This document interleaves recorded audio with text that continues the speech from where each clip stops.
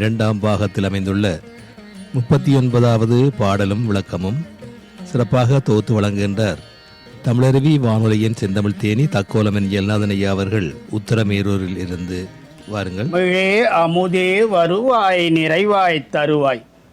உலகெங்கும் உள்ள தமிழ் உறவுகளுக்கும் ஜெர்மனி தமிழருவி வானொலிக்கும் இயக்குநர்கள் தமிழ்வேல் திரு நைனை விஜயன் அவர்களுக்கும் தமிழ்ச்சுடர் திருமதி சசிகலா நைனை விஜயன் அவர்களுக்கும் நேயர்களுக்கும் மற்றுமுள்ள அனைவருக்கும் என் வணக்கம்.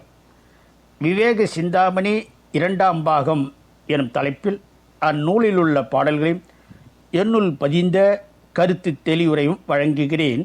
தக்கோலம் என் ஜலநாதன், உத்திரமேரூர், தமிழ்நாடு. விவேக சிந்தாமணி இரண்டாம் பாகம் பாடல் 39. பேரின்பத்தை பெறுபவர்.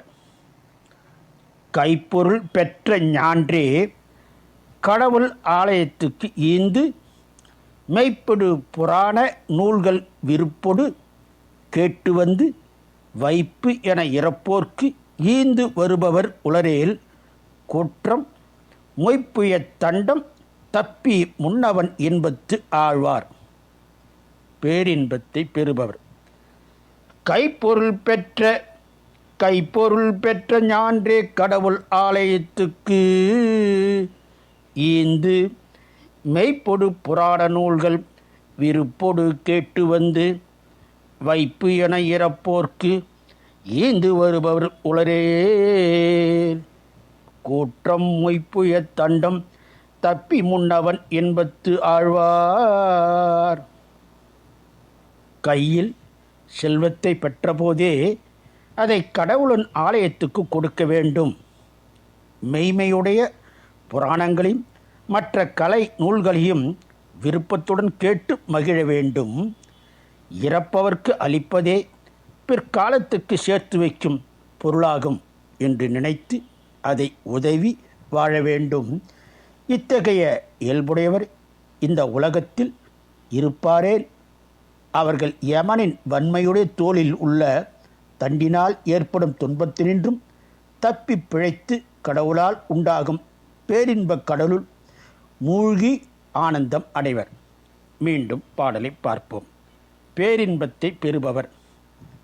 கைப்பொருள் பெற்ற ஞான்றே கடவுள் ஆலயத்துக்கு ஈந்து மெய்ப்பொடு புராண நூல்கள் விருப்பொடு கேட்டு வந்து வைப்பு என இறப்போர்க்கு ஈந்து வருபவர் உளரேல் குற்றம் மொய்ப்புய தண்டம் தப்பி முன்னவன் என்பத்து ஆழ்வார்.